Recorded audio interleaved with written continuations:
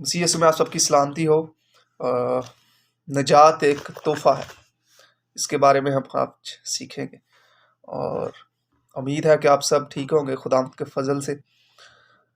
और अक्सर बहुत सारे बहन भाई अ, शेयर भी करते हैं और क्वेश्चन भी करते हैं।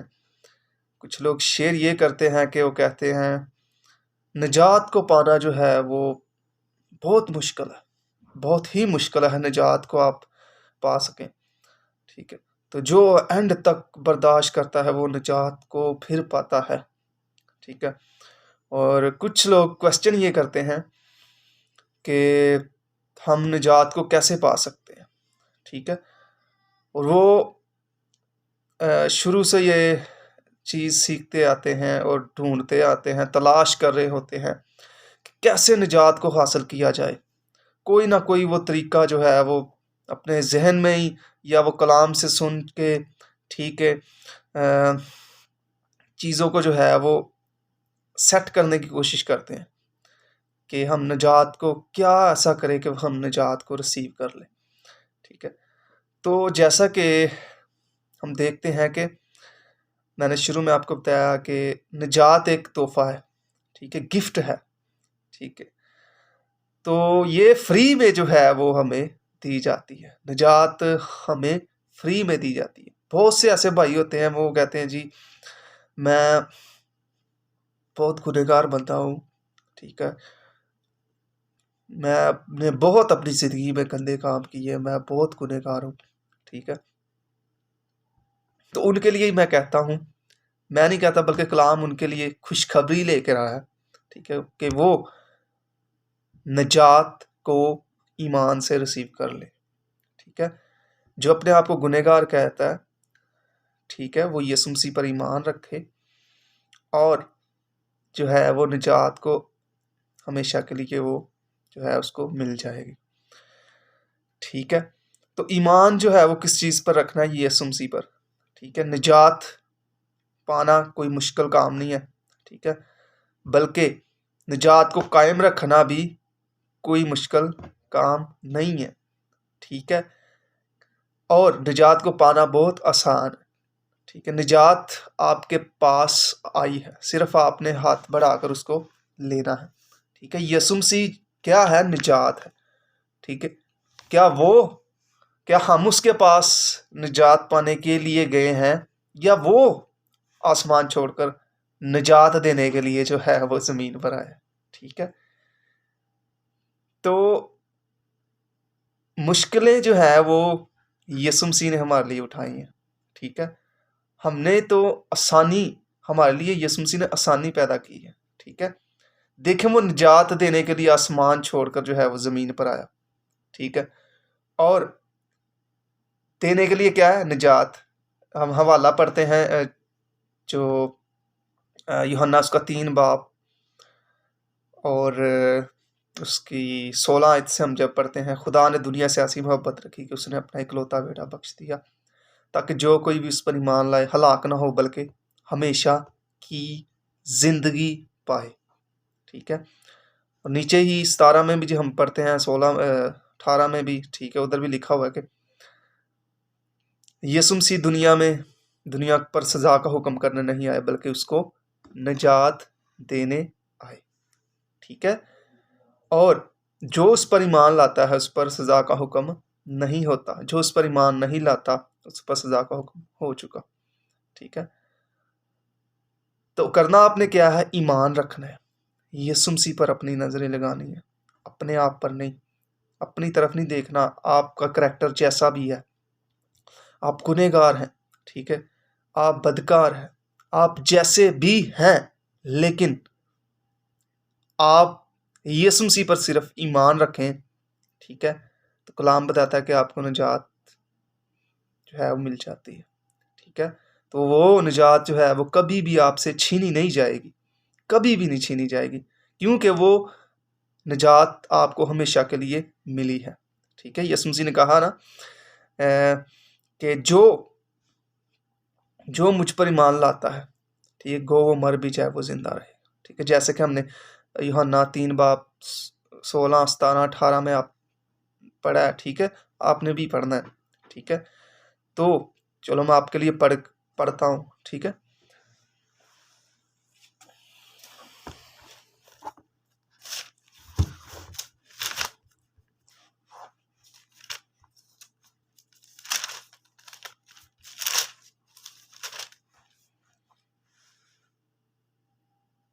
हाँ जी,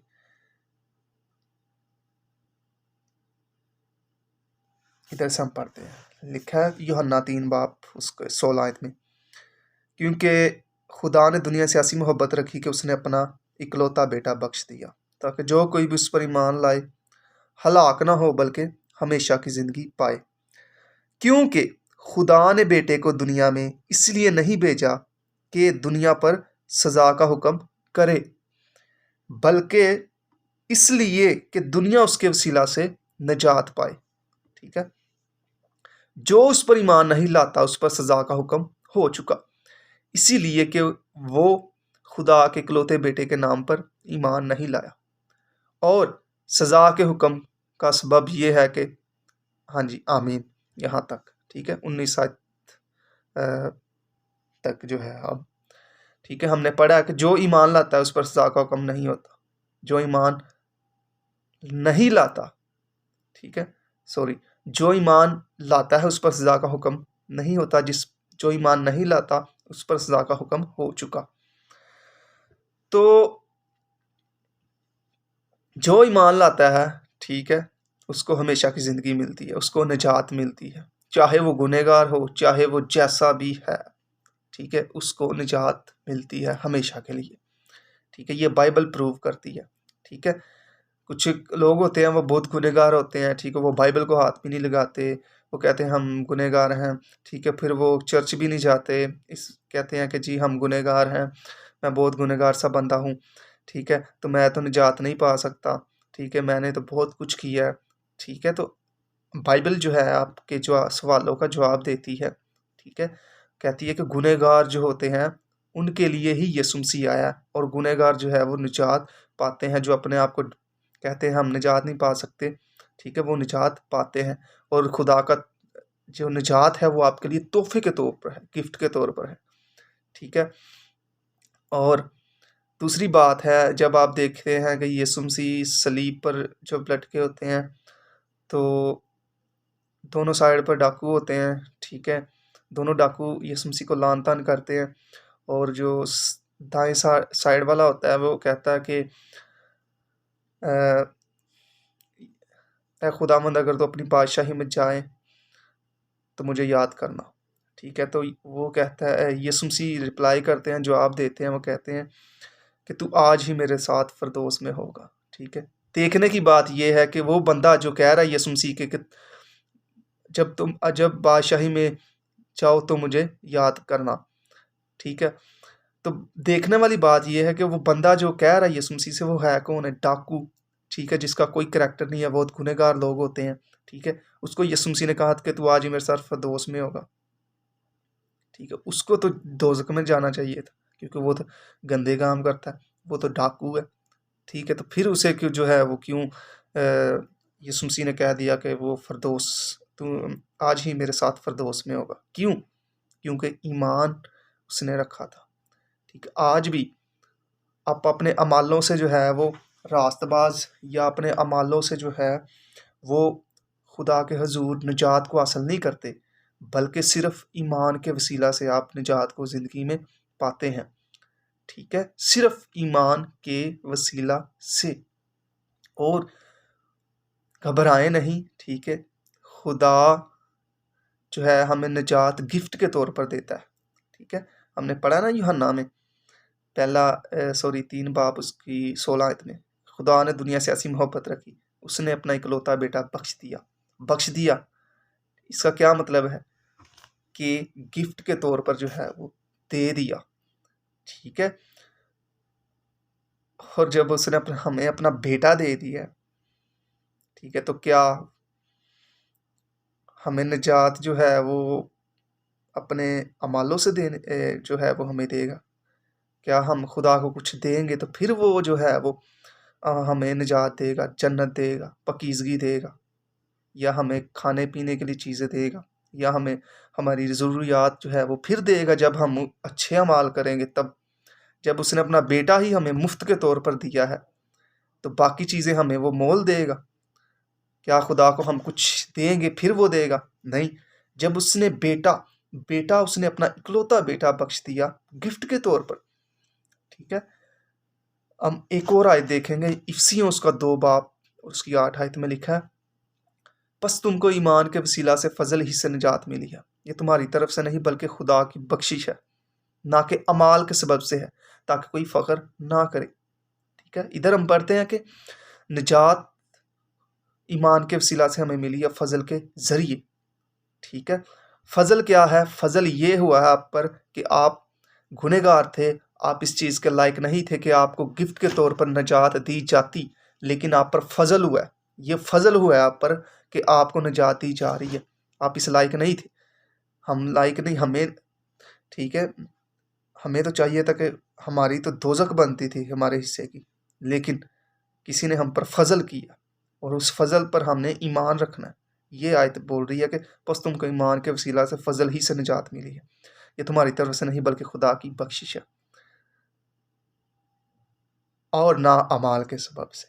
अमाल, ठीक है, कैसी बात है।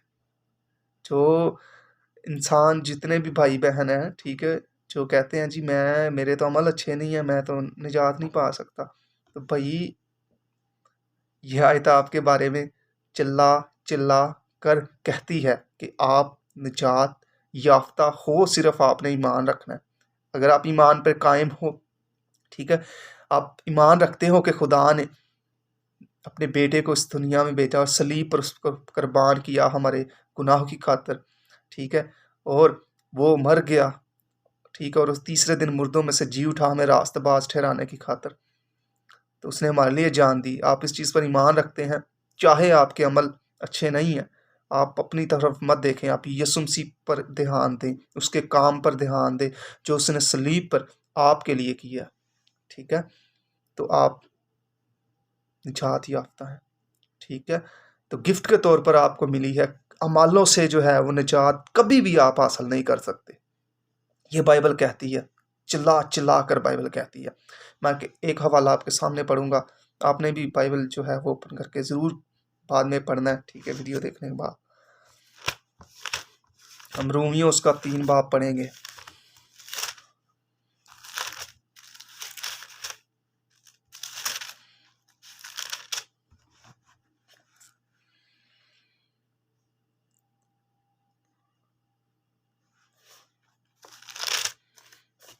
रोमियो 3 बाब, ठीक है, उसका जो है वो 20 आयत, 3 बाब 20 आयत तो लिखा है, क्योंकि शरीयत के अमाल से कोई बशर उसके हजूर रास्तबाज नहीं ठहरेगा, इसलिए कि शरीयत के वसीला से तो गुनाह की पहचान होती है। शरीयत अमाल आपको ज़िंदगी नहीं देते, अमाल आपको सिर्फ गुनाह की पहचान करवाते हैं, आपको ये बताते हैं कि आप गुनहगार हो, लेकिन यीशु मसीह आपको रास्तबाज ठहराता है। ठीक है, कैसे? पढ़ते हैं आगे आगे 21 आयत में, मगर अब शरीयत के बगैर खुदा की एक रास्तबाजी ज़ाहिर हुई है, जिसकी गवाही शरीयत और नबियों से होती है, यानी खुदा की वो रास्तबाजी जो यीशु मसीह पर ईमान लाने से सब ईमान लाने वालों को हासिल होती है। आगे 23 आयत में फिर पढ़ेंगे, 23-24, इसीलिए कि सब ने गुनाह किया और खुदा के जलाल से महरूम है, मगर उसके फजल के सबब से, उसकी मखलसी के वसीला से जो मसीह यीशु में है, मुफ्त रास्त बाज ठहराए जाते हैं। आमीन। ठीक है, गिफ्ट के तौर पर आप रास्तबाज ठहराए जाते हैं, मुफ्त में आप रास्तबाज ठहराए गए हैं। किसकी वजह से? यीशु मसीह की वजह से। ठीक है, यीशु मसीह के सलीब पर किए हुए काम की वजह से आप मुफ्त रास्तबाज ठहराए जाते हैं, आपको मुफ्त निजात दी जाती है, आपके अमलों से नहीं। खुदा की निजात आपके लिए गिफ्ट है, तोहफ़ा है, इसे आप कबूल करें ईमान से, अपने अमलों से नहीं। ठीक है, जब आपका ईमान होगा तो खुदा जो है आपको कुदरत देगा, कुव्वत देगा, ताकत देगा कि आप अच्छे अमल करें। ठीक है, पहले ईमान लाएं। ठीक है, पहले अमलों की तरफ मत जाएं, ईमान की तरफ जाएं। ठीक है, बाइबल बताती है, डरने की ज़रूरत नहीं है आपको। जितने भी लोग हैं वो समझते हैं कि जी मैं दोस्त में चले जाऊंगा, मैं ऐसे है, या वो बहुत डरते हैं, मैं गुनहगार हूँ, चर्च नहीं जा सकता, बाइबल नहीं पढ़ता। ये आपके लिए खुशखबरी है। सिंपल ईमान रखें और निजात को रिसीव करें। डरे मत, अपने आप पर फोकस मत करें, यीशु पर मसीह पर फोकस करें, वो आपको कुव्वत देगा, ताकत देगा। ठीक है, तो thank you so much, God bless you.